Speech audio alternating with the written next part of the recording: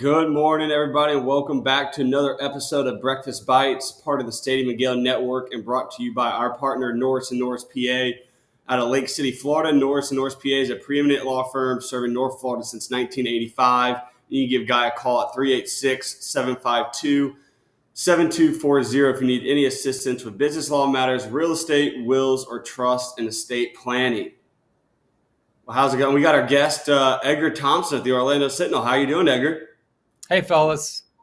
Enjoying you guys' show. You guys doing a great job. I We're enjoy trying it. to. It's very good. Thank you, Edgar.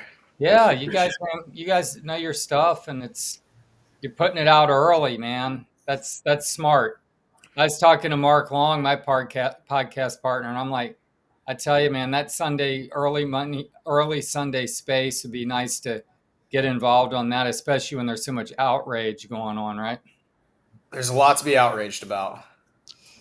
I see. And behind you, fill me in on this before we get going. Fill me in. I mean, you look like you're like a Q-tip sitting there between that. I mean, barely see you. There you Well, are.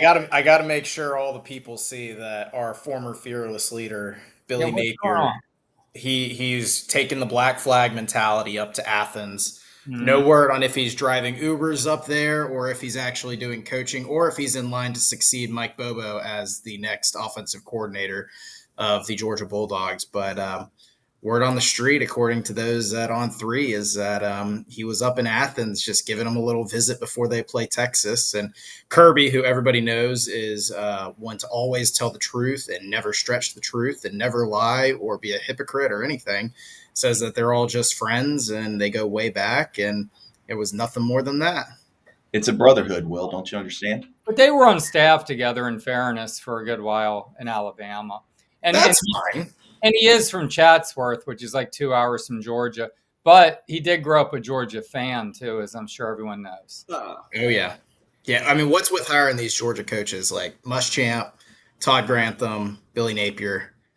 I don't know. As a football traditionalist, it makes me sick because I want the people like Steve Spurrier who are just, they hate Georgia as much as we do. Like when Jackson and I went to this event before Florida, Georgia, and it's so clear from these alumni from the 90s and even some from the 2000s that they obviously are friends with the Georgia guys now, but they are not buddy buddy. It's not, blow the game and then smile with your pal right after it. Maybe they go have, drinks with them after, a few hours or something, but it's driving me crazy that they don't care nearly as much as the fans do. That like we hate Georgia, we hate Florida State, we hate Tennessee, we hate LSU, and that's the way it should be in college football. What separates college football from the NFL is the rivalries and the pageantry and the tradition. And they always claim like the Steelers and the Ravens hate each other, but a player can be on the Steelers one year and the Ravens on the next, and nobody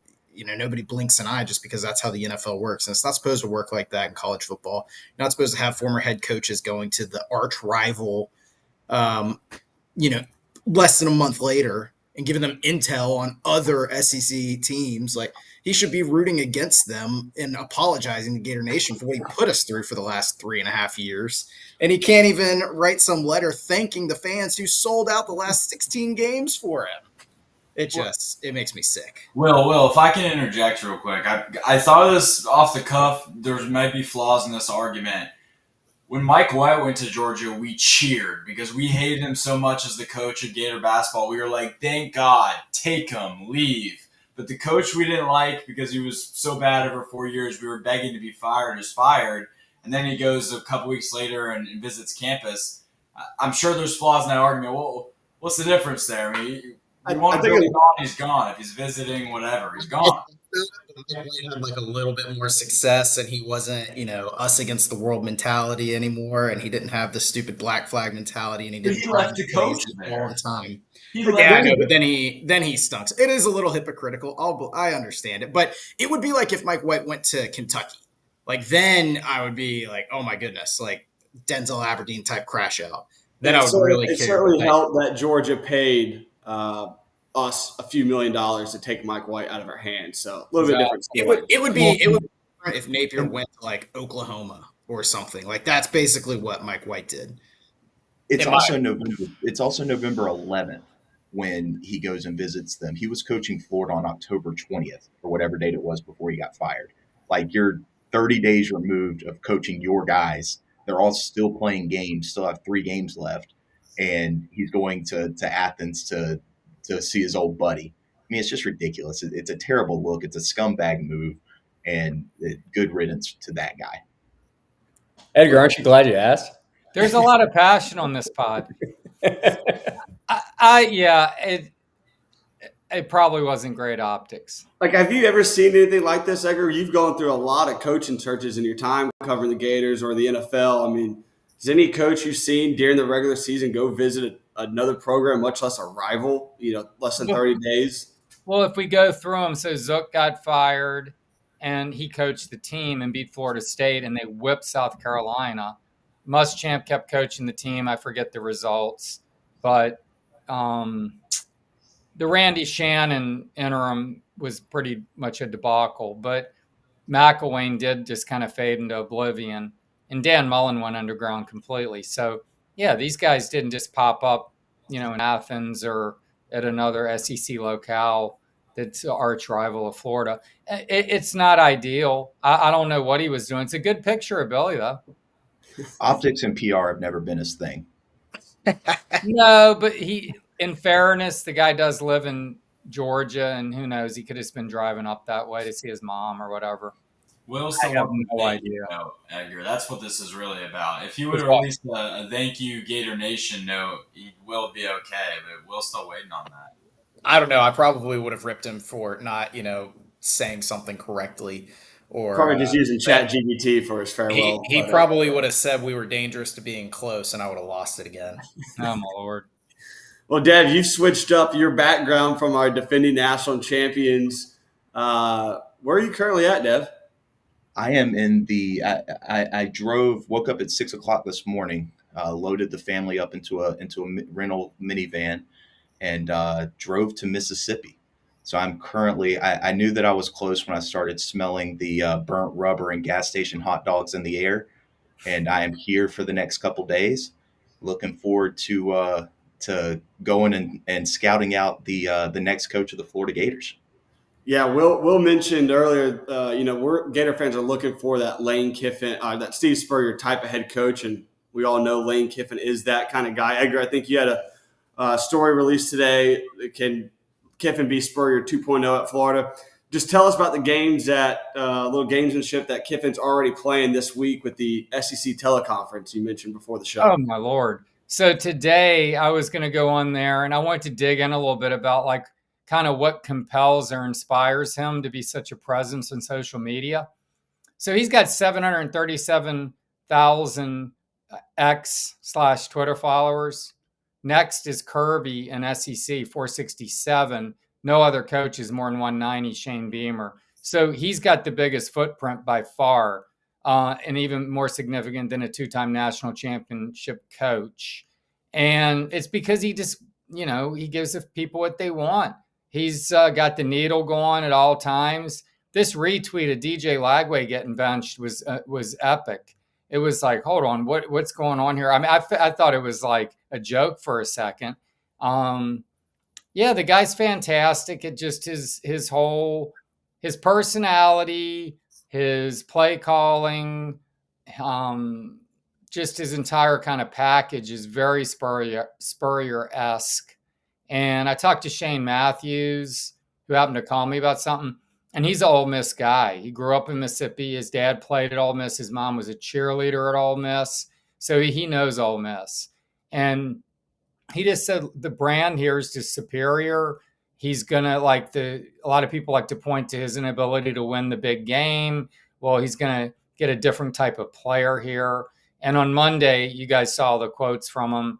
And they asked him, what's it take today to win? And he said, well, you got to be invested for one, which I don't think will be an issue on that NIL-wise. And the Grove Collective, Ole Miss's collective, is very strong. But this Florida Victorious will get a lot stronger if Lane Kiffin's the coach. But then he mentioned, you still got to recruit, and kids look at stadium capacity, tradition, Heisman's. national titles, just checking down the list of stuff that the Gators offer that his current school does not. So that wasn't even cryptic. I mean, that was just, hitting you in the face that like he's just talking about the Florida job. And I, at this point, will be pretty stunned if Lane Kiffin doesn't come to Gainesville, honestly. I think Wow, that's that might be some breaking news right there. No, I mean, I think everyone kind of will be stunned. I mean, we're all going to be like, oh, on the back foot if that doesn't happen. And then who's next? Which I don't even think we need to get into, because I think it's going to be him. We don't need to be talking about Eli Drinkwitz and Jed Fish and Jeff Brom, who all lost embarrassingly this past weekend. I mean, Drink got, run. Fish lost at a horrible Wisconsin program, and Louisville lost to Cal. So it's going to be Lane. I mean, we've been saying that. You hear things that it's just the hard part is the timetable and him somehow being able to coach a college football playoff team of guys he's brought together. Surely has affection for. He's got to love a guy like Trinidad Chambliss, his story. He's got guys, this has been a great team and great experience. And unless they somehow fall on their face this weekend, which isn't happening, and then lose to a team that's won 1 out of its last 18 SEC games, Mississippi State, they're going to the playoff. And then how does he navigate all of that? And what is Ole Miss going to allow, really? Are they going to pull a Saban on him and be like, hey, look, you're going to another school, see ya? I don't think they would. But you remember when he went to FAU before the 2016 title game, and Saban flipped to Sark, and they lost. I mean, it was a last-second touchdown pass down in Tampa from Deshaun Watson to Hunter Renfrow. Dramatic loss. But if Lane had been calling plays that night, I mean, Alabama probably would have won that game, or very well could have. So you kind of touched on my question for you, Edgar. It seems like some of these national guys that have commented on the Florida and Lane Kiffin dance that's going on right now, whether it's Pete Thamel talking about, it doesn't look like he's going to be back in Oxford, and it's a matter of timing and a matter of whether he would go to Florida or LSU. And then Brett McMurphy this morning kind of insinuating the same sorts of things of would he go, would he not go, how would it get announced with the playoff kind of looming. Do you have an educated guess on how the timing ends up working out? Do you think that it could get publicly announced and then him coach Ole Miss after it's been announced, or how do you see it playing out timing wise? I hear both things. A lot of people are like, oh yeah, it's going to happen. So that, by the way, that November 28th is going to be one epic day of college football in the SEC. My Lord, you get the Egg Bowl at noon, Georgia Tech at like 3:30, and a 7:30 game with Texas A&M and Texas, which, Texas wins that, could get in the playoff and give SEC 5 teams maybe potentially. But anyway, so is he really going to do something that day, that weekend? I mean, it makes sense, but man, it's a tough one to do. And I don't know what you do then. And then Florida, isn't making a bowl game. So players are going to have no idea what's going on. Now, they can't hit the portal until January 3rd, but they can get pilfered. And I don't think everybody, I heard Jackson the other day, just all 85 can leave, and I don't care. Well, I don't know if Jaden Baugh and Vernell Brown, like you said, probably won't because of legacy, but I don't think anyone wants to see Jaden Baugh's, freaking, his 230-pound freaking self leaving, they want to watch what his butt walking out the door. I mean, Jaden Baugh is a good piece. I mean, can you imagine what Lane Kiffin can do with him with his pass catching skills and getting him in space? My Lord, he could have 1,500 yards from scrimmage next year playing in that offense, at least. It sounded like from Lane's comments on the SEC teleconference. Oh yeah, he's intrigued by DJ Lagway.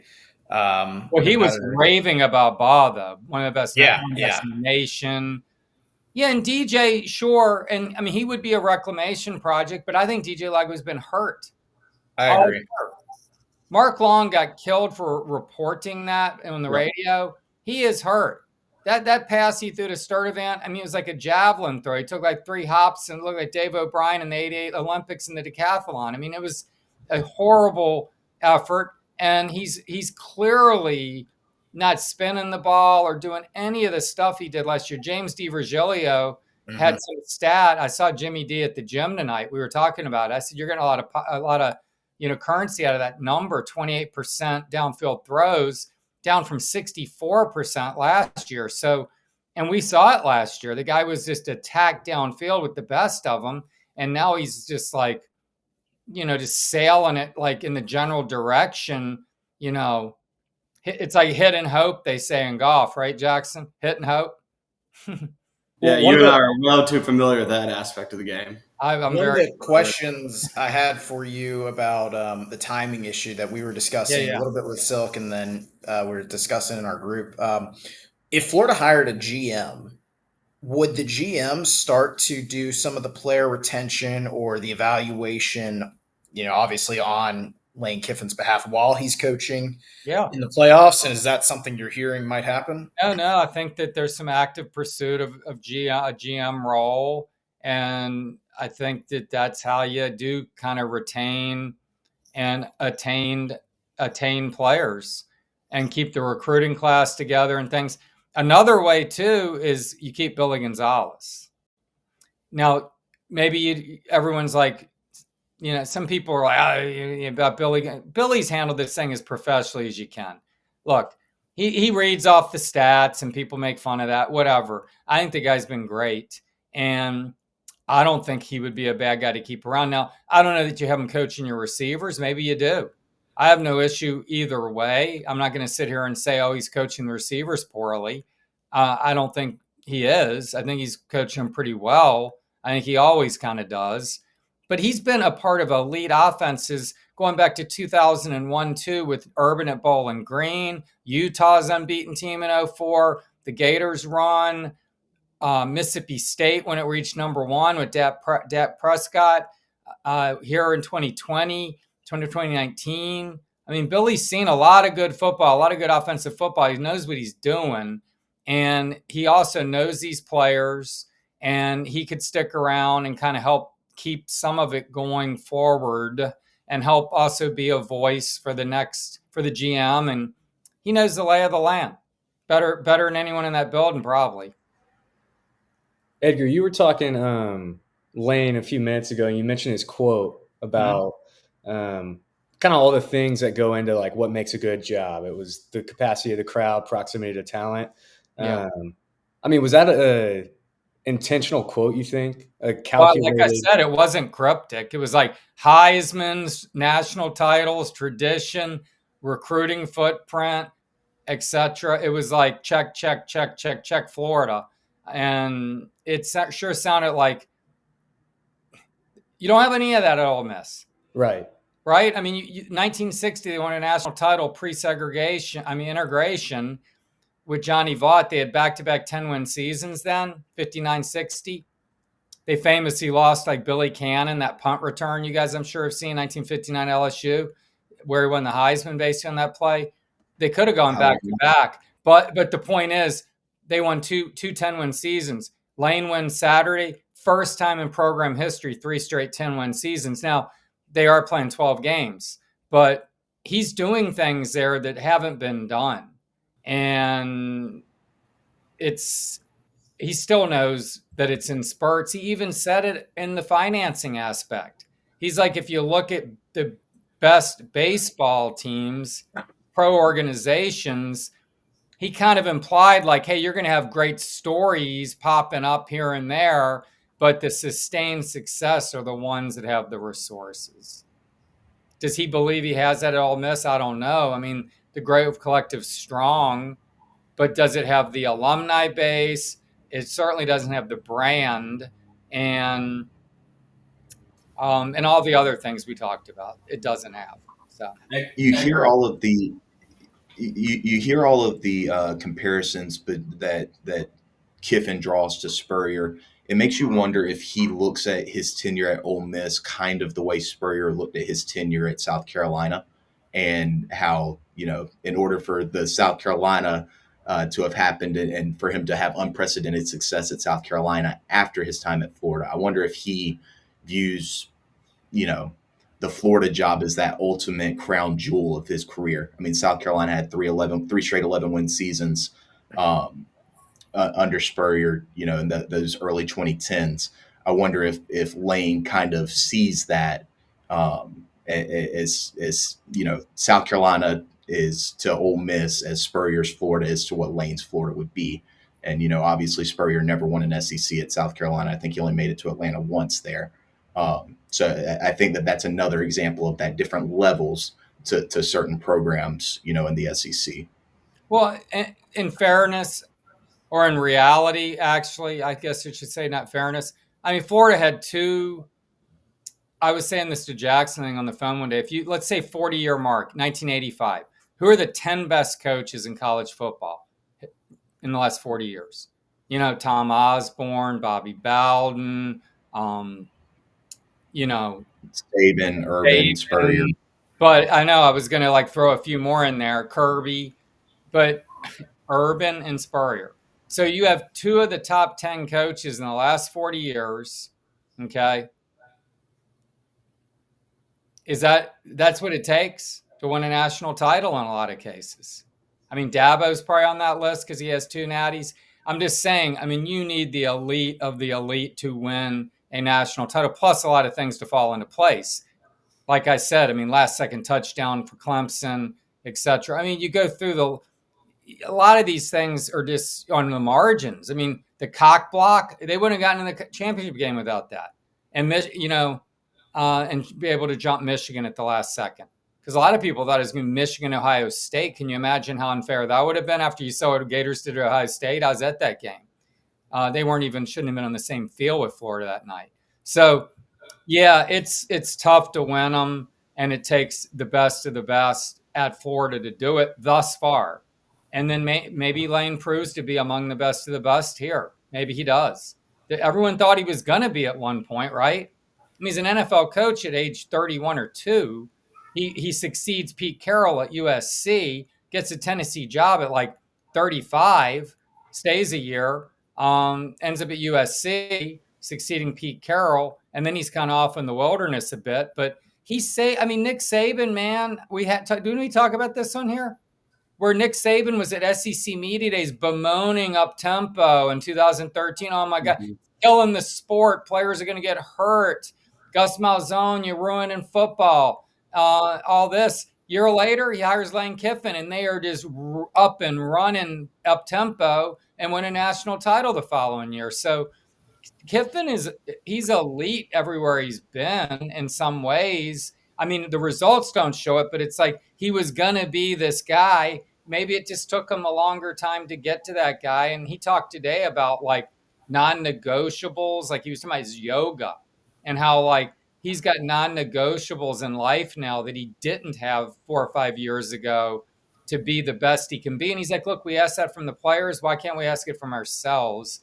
So I think he's serious now about his craft and his legacy and all this stuff. And I think he can do something at Florida that he can't do at Ole Miss. We have great yoga studios over in Gainesville, Edgar. Trust me. I can vouch for that. You mentioned... I can vouch for the yoga pants in Gainesville. I don't know about the studios. Oh, boy. Wait a second. You mentioned the career arc of Lane. Sorry. You mentioned the career arc of Lane. What about from an NFL standpoint? What, you think he could go to the NFL? Yeah, I mean, you mentioned college. I don't know. I think he loves college football, right? I don't think he's an NFL guy, man. It's become so transactional at this level. Sure, it's still not the NFL.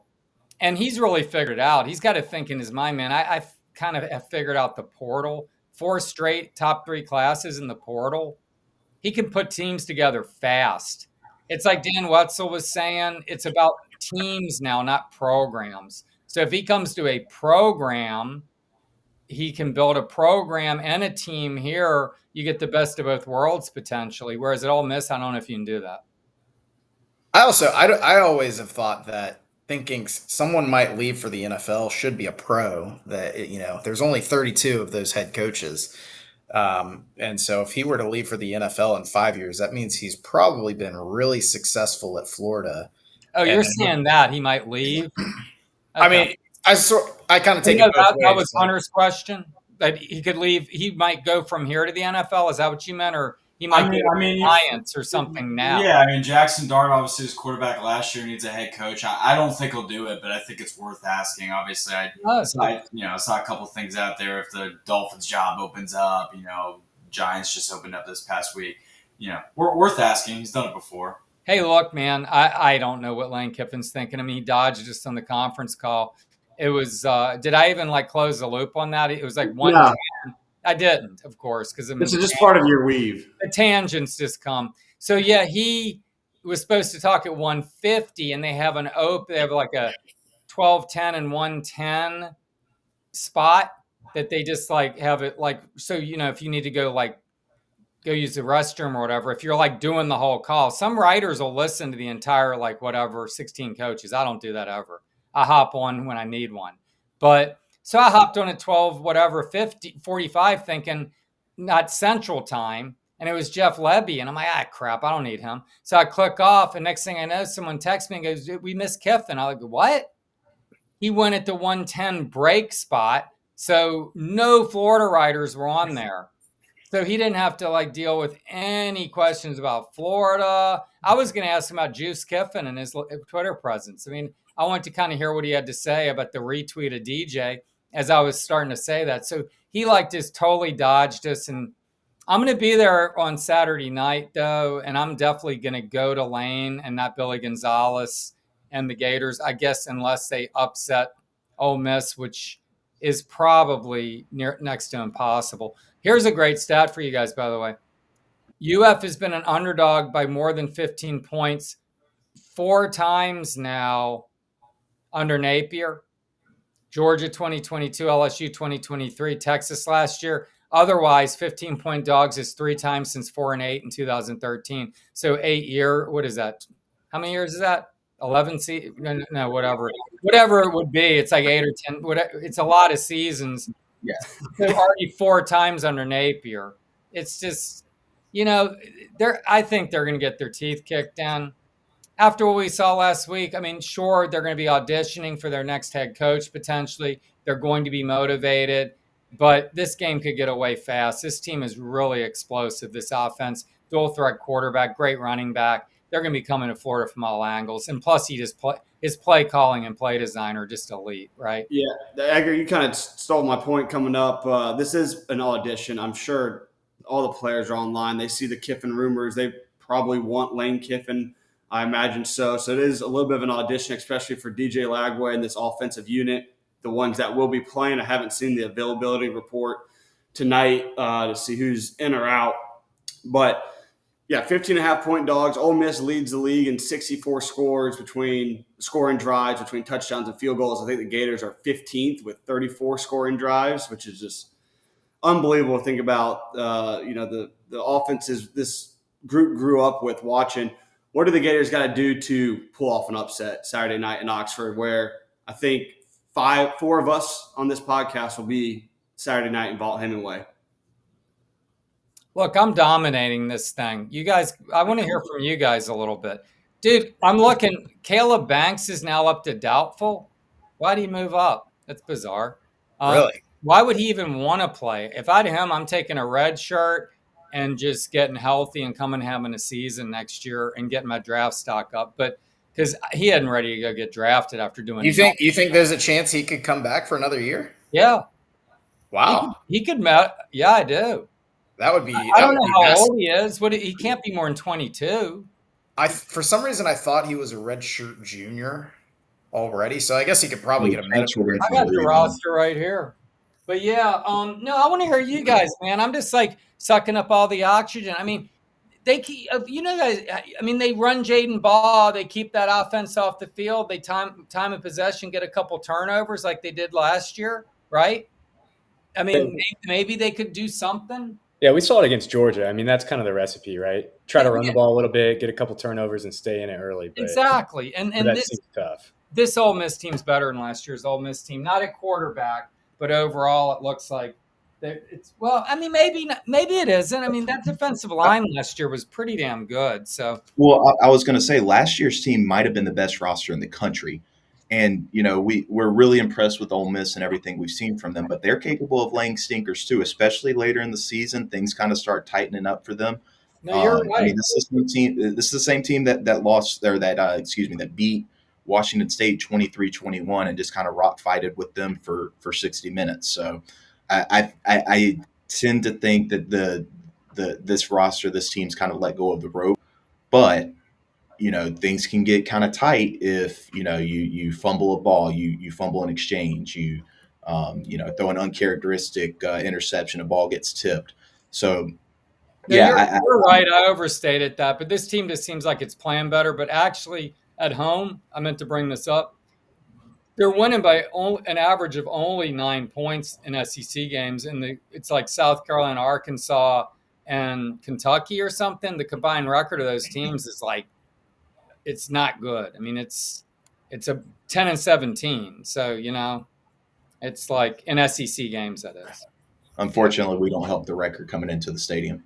Well, no, but what I'm saying is they're winning by an average of 9 points against teams with a combined 10-17 SEC record. So they're not the best team in the league or anything. And last year, at times they look like it. I'm trying to look at like their turnovers. I know that their quarterback's only thrown like 2 interceptions. I think he's taking care of the ball pretty well. Yeah, they've lost 11 turnovers, but yeah, I'm actually got that pulled up right now, Edgar, trying to see Gators are 87th in the country in turnover margin, and I'm trying to find where Ole Miss is -3, Florida's -2. So I don't know where all those interceptions came from because Chambliss has 2 of them, 2 all year. Anyway, they're just going to need to time of possession, turnovers, field possession, hidden yardage, all those things where, like you called it, a rock fight, where you muck up a game and somehow like pull it out, which is what they did in the Swamp last year. I mean, courtesy of a half dozen plus drops and 2 late interceptions, and they still won by only 7 in the Swamp, which was rocking that day for Senior Day. So it's hard for me to get my mind around an upset this week. Yeah, they're gonna have to have good things happen in the first like 20-ish minutes. Like that's basically what happened against Georgia. They went down and Georgia scored on the very first drive, and it looked like they could possibly run away with it. But then as the game progressed a little, we hit a big play to Trey Wilson for a touchdown and kind of give it some life. And then coming back, I think it was on the next possession or maybe right after, we get a tip pass and Devin Moore catches an interception and we take the lead. And the roster is so talented. I know that they, it looked like they quit. Billy Gonzalez said they didn't. But I just think that if you get the competitive juices flowing, then the talent takes over because you naturally want to win the game. But you got to be in position. So I thought that the Kentucky game, whenever I went back and sort of listened to things and thought about it, it was like we were in the game and it was 7. I think it was 10-7. We were driving. And then we throw a pick and we have the fumble. I think it was on back-to-back possessions. And it sort of just got away. And this staff has never been able to play from behind, especially when they need DJ, who, he's hurt and he seems to have zero confidence and he can't just sling it all over the place. You got to put him in good positions. And so, if we don't have that fumble with Katie Daniels and we're able to make it a 14-10 game, then things might look different. But I think they got to have some good luck thing happen to tilt the thing in our favor. And if we can get to halftime with it being a 1-possession game, then the Gators will be live to win the game outright, I think. Very optimistic view. That's usually what happens. I get very down to the dumps Sunday and Monday, and then I gradually work my way back up. And come kickoff, I'll be saying that we're going to beat Lane Kiffin and we're going to keep him out of the playoffs. And all this discussion about timetables is not happening. I'm curious, Jacob, who hadn't said hardly anything, because No, because I mean I've been babbling, but here I'm curious. Do you think it'd be better for Florida if Lane loses, doesn't make the playoff, and then they can get him? Or would it be kind of like, okay, we're getting him, but I mean, he kind of like doesn't ever finish off a season the way, you'd like to see your next coach finish off a season because Florida's, I mean, Urban Meyer knew how to finish off a season. I mean, it's like you want to get a guy who's like, now he went to a bowl game, had already committed to Florida, but that was a bowl game. It wasn't a playoff. I think as a Florida fan, I think there would be that question in your mind. Like if you lost to an interim head coach as a 15-point favorite, yeah. I mean, that's going to be a kind of glaring. But I think as Florida fans, like if you look at Ole Miss's record the last 5 years and put that in Gainesville, I think everybody's happy. And I think you talk yourself into maybe the more talent and resources, maybe that gets you over the hump in finishing those seasons. I think regardless, if you're Lane, you probably know at some point what you're going to do. And so I don't know that the playoff, if he goes into the playoff, I think he's going to know one way or the other he's staying or going. And I don't think that's going to affect his decision-making too much. Well, I don't even affect his, but do you think it's better for Florida is to get him in here?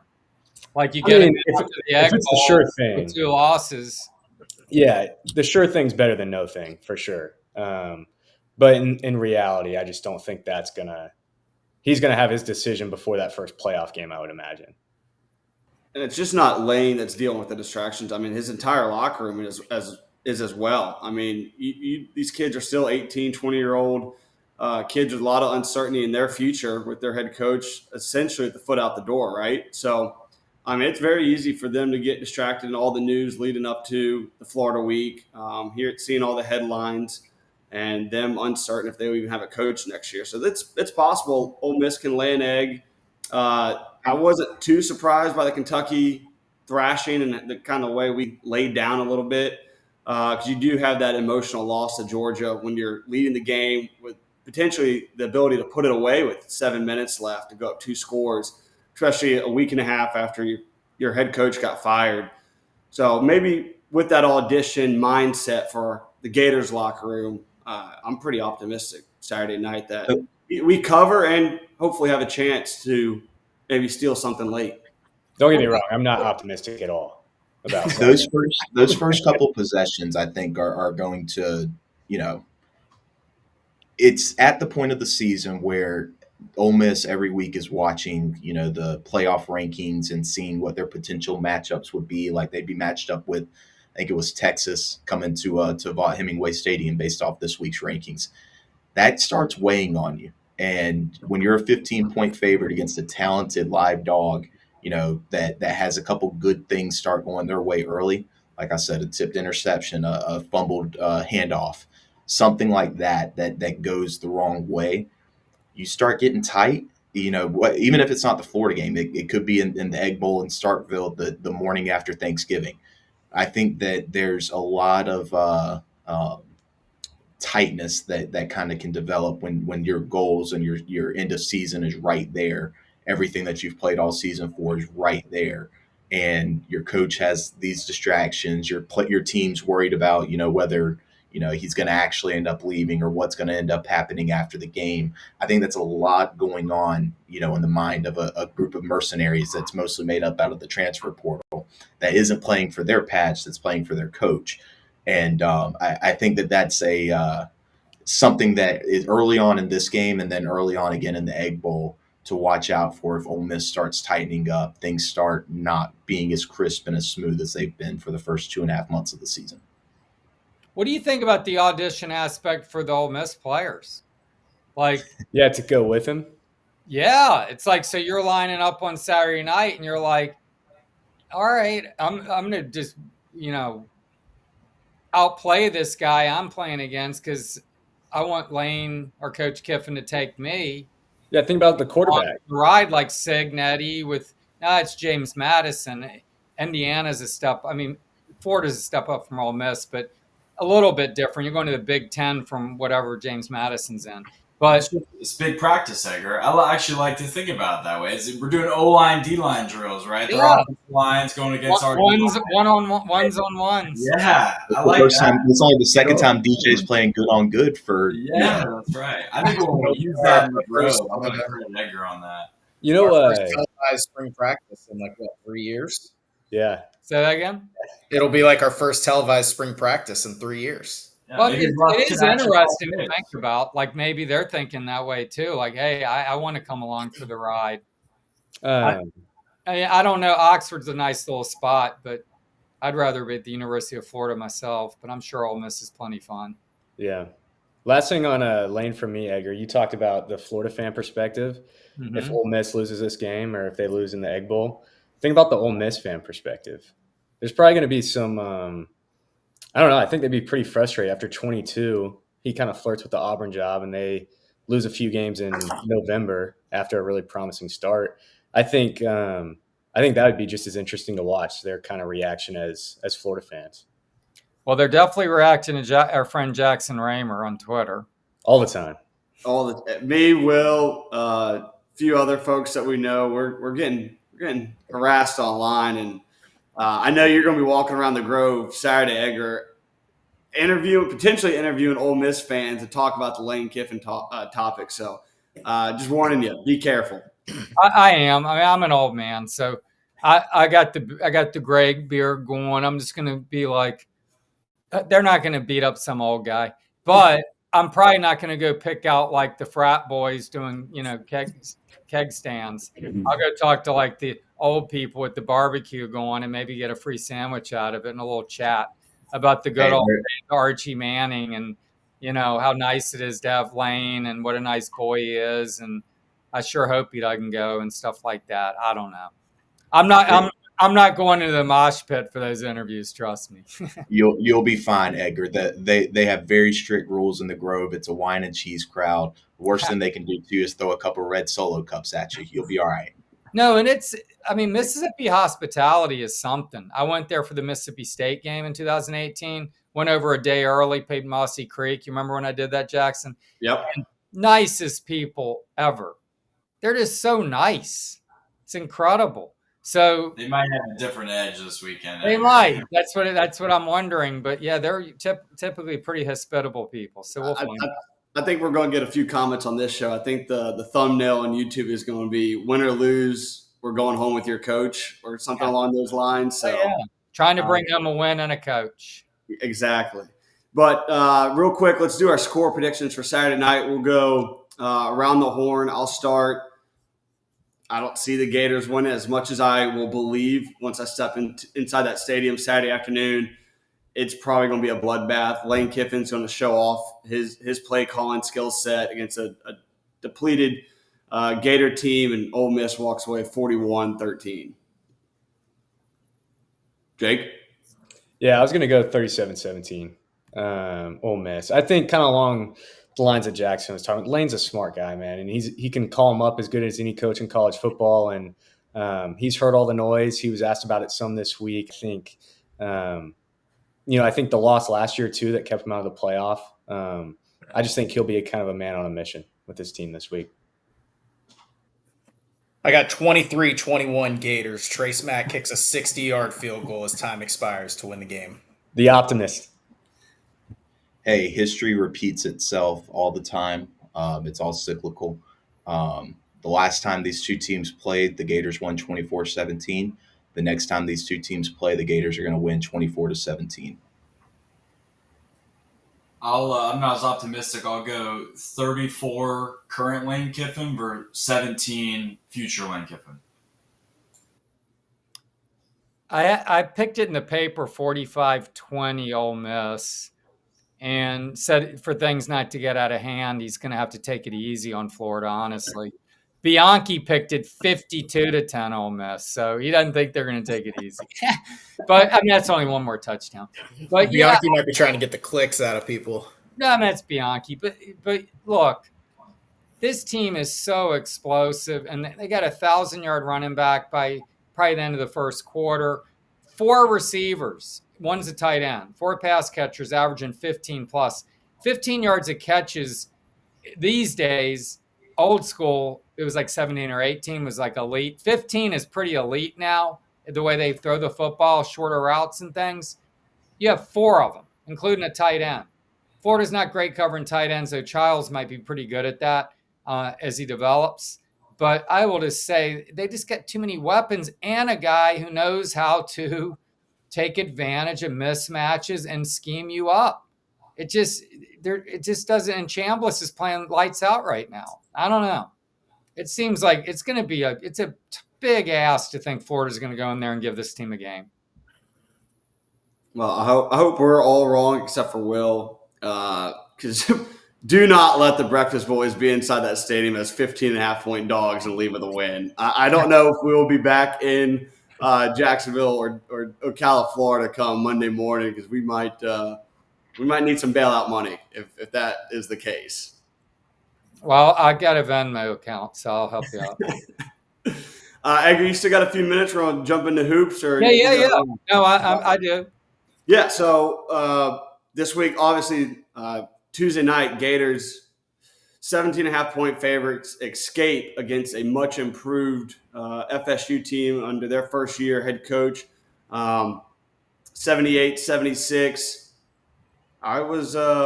I thought there was some real good things offensively, defensively as well. I think we held Florida State to 36 second-half points. I thought we guarded the perimeter a little bit better, especially the last 6-7 minutes.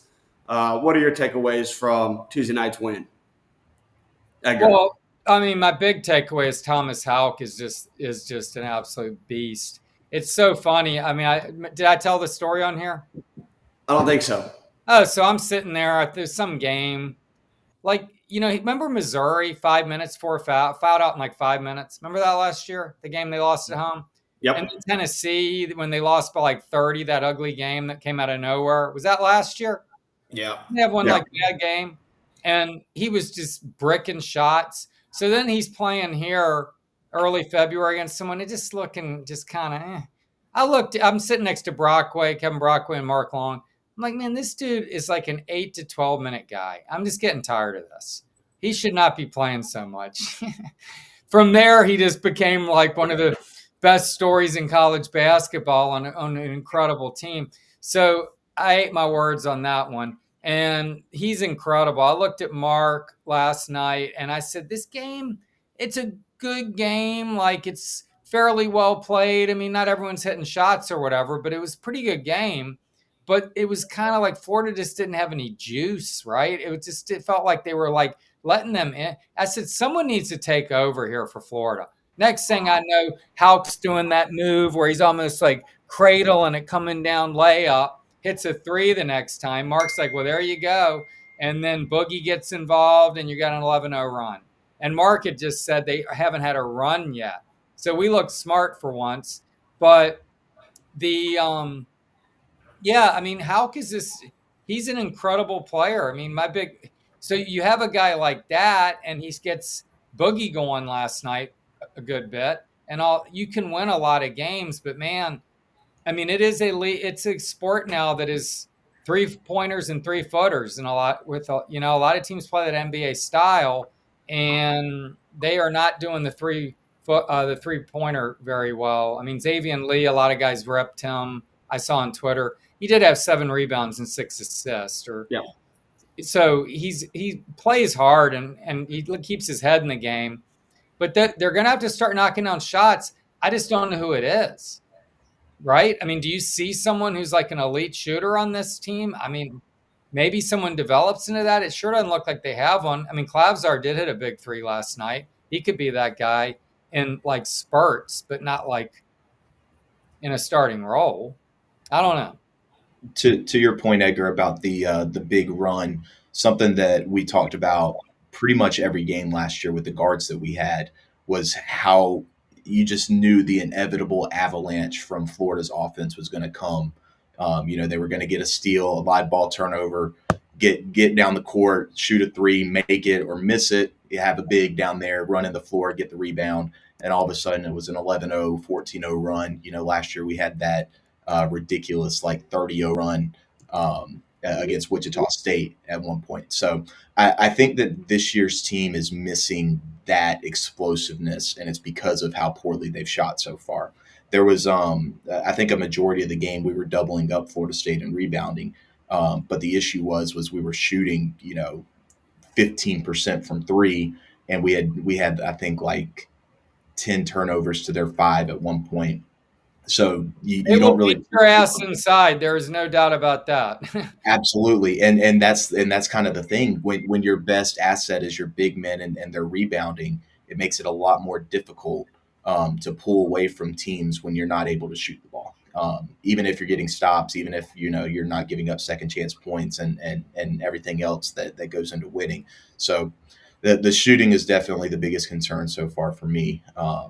But it's always a good day when you can beat Florida State. I just think Houck, man, you got a star player. He's the best player in this team. I don't think it's even close. And when Yeah. you have a guy like that, I'm not saying he's going to be Walt, but he can will you into games, keep you in games, get everyone playing at a little higher level, because Boogie just kind of rode the wave with him, kind of joined forces and finally got going a little bit. So 3 games in, man. No panic button pushing here. By the way, someone's texting me here. Zach Goodall, in fact. Caleb Banks' foot is fully healed, he's reporting, tempting return to play. And he's saying that, it sounds like, I haven't read the article, but it sounds like by this that he wants to, he isn't coming back. Like he wants to get some film out there and maybe, get going to the Senior Bowl and whatever. It makes sense. He's a 5th-year senior, actually looked well. Because Okay. I was actually thinking he had a 5th year. He would have to medical and do all that. And then you got 23. But to me, it's like in a position like that, isn't like running back. Right? Yeah. 23, all right. Well, I certainly would love it because we still do have to play for pride and play for the patch at home against Tennessee and Florida State. So if we can get a guy who's going to be a first or second rounder, I'll sign up for that any day. Back to basketball, though, I think that one of the things that I noticed is that in the second half, Boogie and Xavier seemed to take the shots that they had been passing up a lot in the first half. And when they were passing them up, and they did this against Arizona too, it seemed like they would almost dribble into almost dribble into a turnover and try to make an extra pass that wasn't there instead of going up with it. But I think if they just take the shots, even if they don't go in, we are so elite with the offensive rebounding that it kind of just naturally opens things up because you have Chinyelu and Condon and Handlogged and just grabbing rebounds and putting them in or kicking them out for another open shot. And the statistics on a second 3-pointer right after you've missed the first one is like your rate goes way up. So hopefully they can learn to shoot. I think that if Florida can make 8 threes a game, which seems like a tall task at this point, but I think if they're able to do that throughout pretty consistently throughout this tough non-conference and SEC play,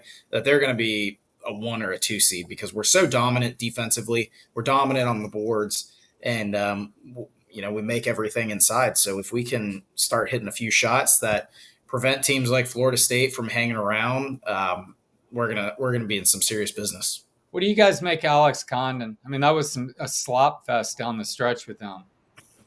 The one thing I'll say on Condon, and Devin pointed this out last night, he had a ball that he threw to the corner last year. I think a guard probably floats to the corner. Boogie stayed in his spot, and it was almost like he expected him to move open. Okay. But yeah, he's making like a wraparound pass to like Handlogged or something. 6 turnovers is just, and it was the same against Arizona. So that's the biggest concern, turnovers. He's got career high turnovers in 2 games now. Yeah, I think just the inability to shoot the basketball and spread out the offense is just making everything so congested down there inside the paint where he's just having trouble locating those shooters or having confidence getting them out there. I don't know, but it certainly feels that way right now without having that Walter Clayton or Will Rich or Elijah Mark. Because Tommy Houck can obviously shoot the 3 ball. We haven't seen Condon do it a whole lot this year. He doesn't look confident when he gets an open look from the top of the perimeter. But, we're missing that guy that can kind of take the top off the defense and open things up. I also think it makes it a little bit clunky when your 3 bigs are all have chemistry with one another, and then the 2 new guards are trying to fit in with the established chemistry that the 3 bigs have. And I think that, the bigs aren't comfortable with the guards yet. The guards aren't comfortable with the bigs yet. And it's making the entire offense look clunky. And it's, being exacerbated by not hitting open shots. So I think that, we're 3 games in. We just won a rivalry game. It was clunky. We kind of knew that this team was going to go through these sort of growing pains, especially early. I think that one of the things that I've mentioned to you guys a few times now is the bye games this year are really going to benefit these guys.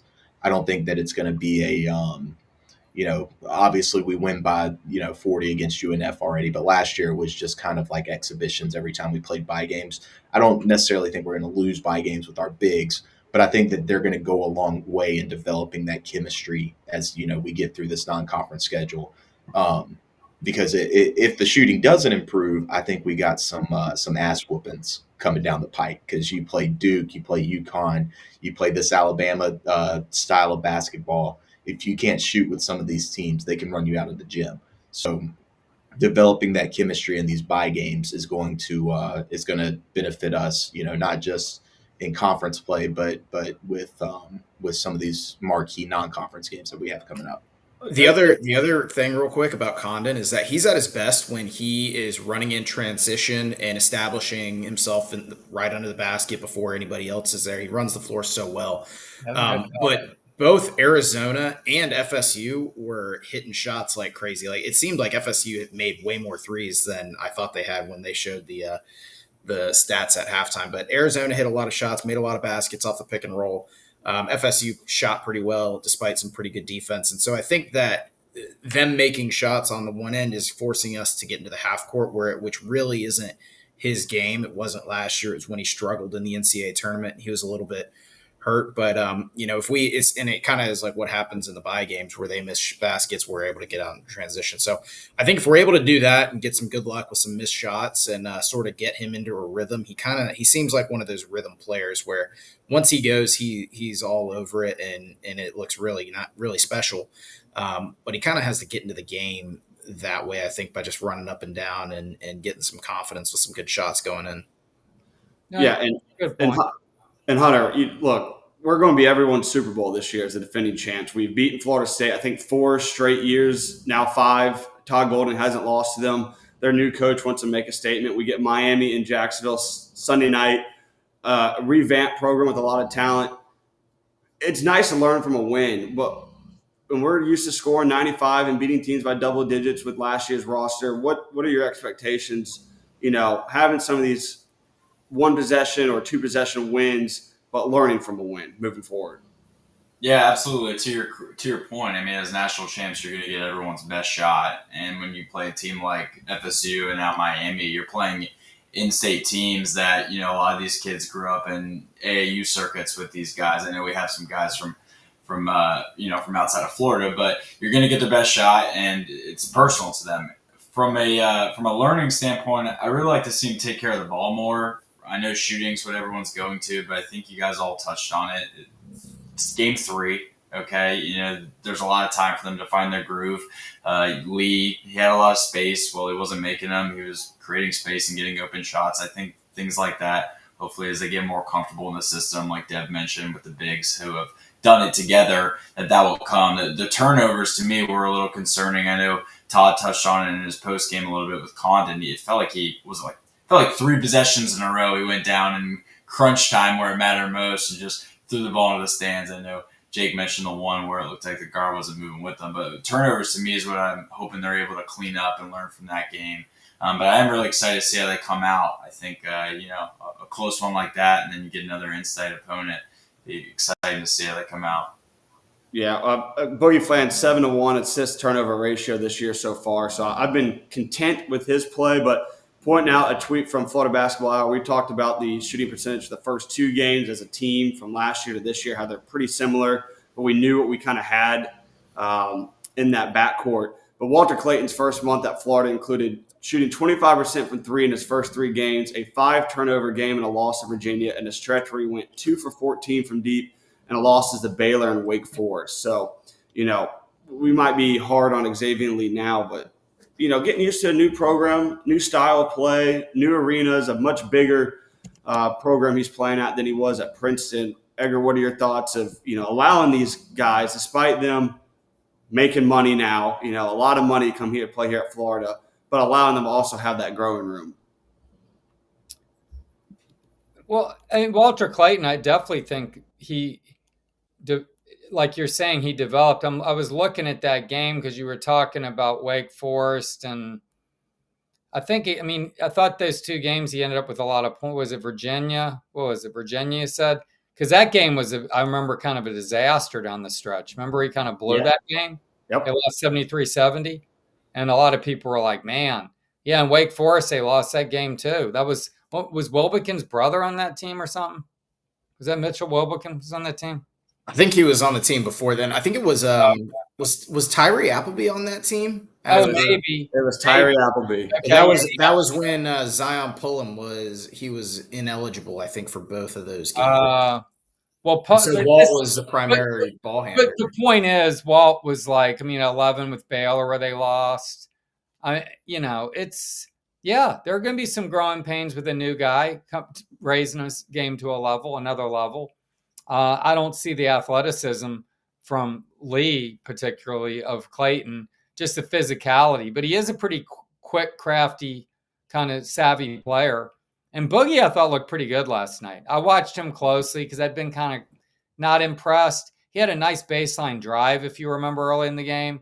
That was a pretty, that was a good, strong drive that showed a lot of athleticism and attack mode.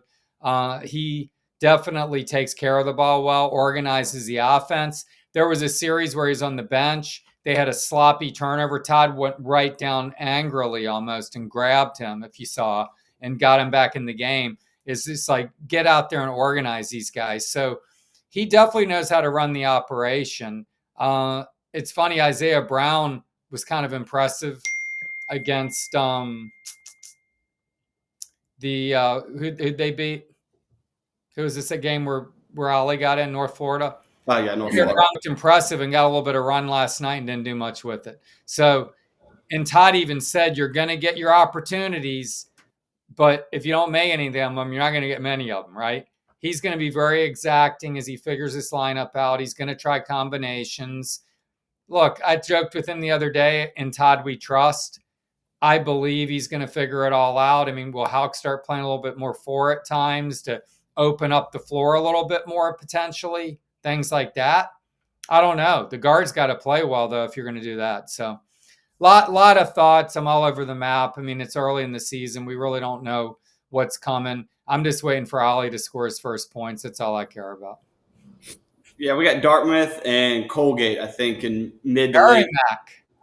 Merrimack. The night before Tennessee, Ollie's getting his points. All right. Well, I speak with Coach Golden before the season. He said Merrimack is a unique defensive team and a program. So hopefully we're up large enough for Ollie to get in. But if not, Dartmouth and Colgate in late December should register his first. Well, Walt had 26 against Merrimack 2 years ago. I'm looking at it. All right. Well, we don't have Walter Clayton on this team, so maybe we can find someone to replicate. We got healthy against Merrimack. All right, guys. Appreciate it. Thanks, Edgar, for joining us. First reoccurring guest of the show. So thanks for coming back on. Well, I appreciate it. You guys do a great job. Thanks for having me. Thanks, Edgar. This was great. Thanks, me. Edgar. See you guys, man. Thanks for stopping by. Yeah. Thank you. Bye. That was awesome. Broke some news. Yeah, breaking news. Caleb Banks potentially coming back, anchoring the middle part of the defensive line, which obviously has been a struggle for us, not allowing the edge rushers their opportunities. We talked about how great they were coming to the year, and they've kind of been underwhelming. So maybe Caleb Banks changes that a little bit. Yeah. Before we get back into any football talk, just looking around the country in basketball, we've played FSU now. We played Arizona to open the season. There's a couple of interesting games to watch over the next week if you're interested to see, where everybody kind of stacks up. UNF lost to Tennessee tonight, 99-66. So that was kind of, the transitive property doesn't always work. But that's pretty on par with how Florida beat them.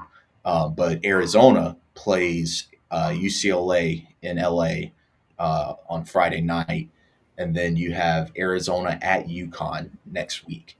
So some real tests for those guys coming up here in the next 7 days or so. So That's crazy. You just said UCLA playing Arizona, and I was like, why are they playing a conference game so early? And then it hit me that UCLA is in the Big Ten. that's a couple top 15 games for them, though. So you can kind of get an idea. It's transitive property stuff, and there's different matchups and everything. So it's a simplistic way to look at it, but you can kind of see how other elite teams stack up with that Arizona team.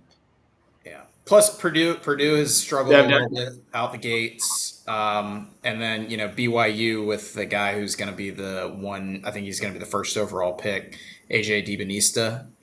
They were down 3 the other night. They ended up winning by about 15 or so, but they were down 3 to some mid major at halftime. So it happens. It kind of reminds me of Billy Donovan's teams a little bit, where they sort of felt their way through the non-conference, but then when it was playing time in February and March, they were ready to go. And I really think that these guys are going to get better. I can't imagine them shooting 20% from the season. The one thing that Edgar said right before he got off that is definitely concerning me is I don't know that Xavier Lee has the physicality. Like, I just imagine the Tennessee guards are going to eat him alive because they always have these big physical or, in Zakai Ziegler's case, this tiny little, short little guy, physical, scrappy dog type guards that'll just eat you alive, and he might end up looking like Urban Klajar, turning the ball over out there against some of these SEC teams. But long way to go until that time. What day are you guys getting into to Mississippi? Well, Emily and I are driving up Friday, staying in Tupelo, a little change of plans. We're going to stay in the Panhandle Thursday night and then drive up and spend the day in Oxford. But change of plans. So we'll get there Friday. We won't get in Oxford until Saturday. I'm assuming pretty early just to take it all in at the Grove, walk around the Walk of Champions, despite them not being a champion in damn near any sport in the last 50 years. So, get in Oxford Saturday morning. Nice. Great first day in the lovely state of Mississippi for me. As soon as we crossed the state line, you pass the Jefferson Davis Presidential Library. We wanted to stop for lunch. They had a wide array of different food options. We could have went to Cracker Barrel. We could have went to the Waffle House. And they even had an Applebee's. So great lunch, great first meal in Mississippi. Looking forward to my next couple days here and getting into Oxford and getting treated with some wonderful Southern hospitality in the Grove. I'm excited to see the Velvet Ditch do its thing. I might not ever want to go home, guys. Hey, Dev, where are you sitting Saturday night? What's your row and what's your section? Brother, I will be in the building, and all 45,000 of them can come find us if they want to. Deb, you'll have to let Lovey and I know if you get to campus early. Lovey and I fly in Friday to tailgate with you guys in the Grove. If you have time to stop by campus early, let me know. Actually, I don't know if I sent a text in the group chat, but Hazel, my 1.5-year-old, just got accepted to the University of Ole Miss. So. Good for her.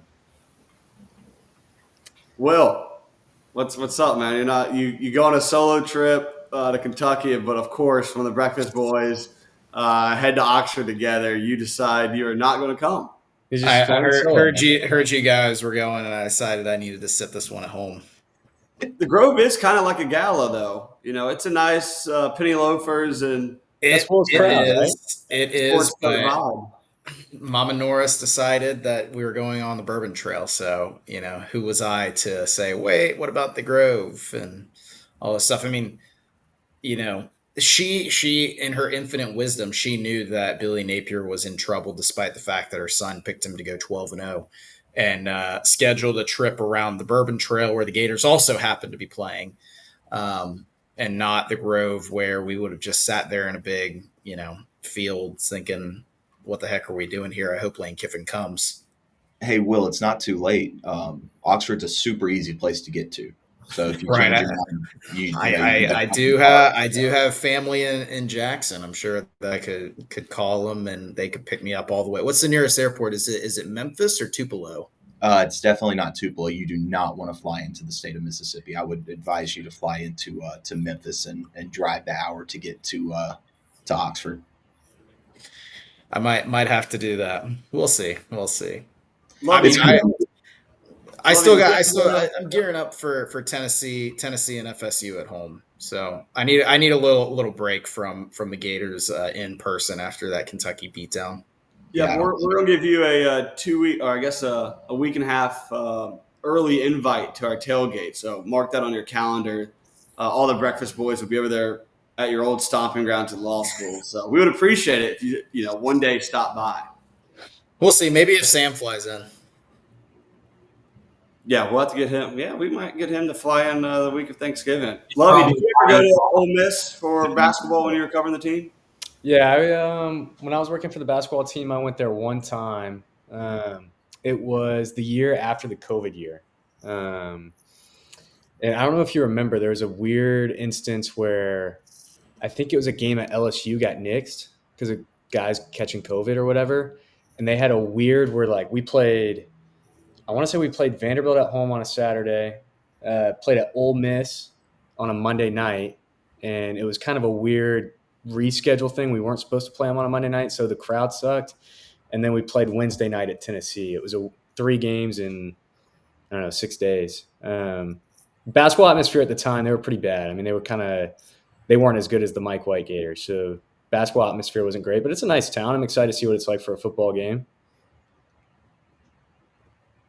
It's going to be a great time. Great. The good thing about the timing for when we're going to be there is, as 15.5-point dogs, you're playing with house money. You don't go in expecting to win. Like it's our podcast going to say. I don't like that saying. Billy Napier's house money does not feel like house money. True. but my point is that you're going in and your goal is to bring their coach back with us. And we're not going to have that answer while we're there. So all the trash that we're going to talk is totally unfalsifiable. If any of them do a rebel yell at us or scream hotty toddy at us, we're taking your coach. And they can scream and gnash their teeth all they want.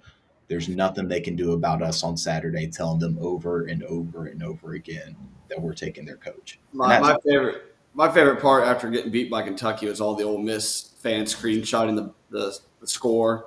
Like, yeah, we know we're bad. That's why we're coming to get your head coach, right? Like, he's going to come to Gainesville and win national championships, something he can't do at his current school. Yeah, I was very surprised to hear Edgar speak so confidently that it's going to be Lane. Like, you kind of get nervous when people talk in absolutes like that. Like he said that he didn't even want to discuss backup options. Which I think that's the biggest takeaway from having Edgar on. I mean, Edgar's as plugged in as you guys know. I mean, he covers the team as plugged in as anybody down there, and for him to be that confident that that's not just the route that they're going, but that he thinks they can land them. I mean, that's the takeaway from the whole show. And I'm just glad we didn't have to listen to 5 minutes of Jed Fish talk tonight. So it was a rainstorm. I didn't realize. Edgar threw a little jab at that Washington loss too. Hey, Edgar better be right about Lane Kiffin. Otherwise, I think the fish is coming to town. It rains every day in Seattle. He should have been prepared. They hate it there, dude. I don't know, man. I was focused on Kentucky. I was playing for the Patch in Lexington, cheering for the Patch. I might as well. As you've been reminded on Twitter plenty of times, you've never played football. Touch grass, Will. Yeah, I was touching a lot of bluegrass out there. Be careful. Anything else you guys want to discuss before we wrap up? Mississippi's a lovely place, guys. Just look at this. We're just excited to get there, man. Excited to, excited to get to Oxford and see what it's all about, man. Check off another SEC town. That's right. See their hospitality. Well, boys, we'll see you in the Grove Saturday, and if you're in town, shoot us a text. We got several tents in the Grove, so we'll be jumping around, mingling with each other and some other folks that'll be there. So if you want to run into us or shoot us a text, we'll come hang out for a little bit, have a drink, and if not, we'll see you guys Sunday morning for our recap show. And make sure you guys like, subscribe, follow us on YouTube at Breakfast WTG, along on Twitter /X at Breakfast WTG. Make sure you guys are following us, subscribing. Same thing on Apple and Spotify. So appreciate you guys listening to another episode of Breakfast Bites, and we'll see you again Sunday. Go Gators. Go Gators. Okay.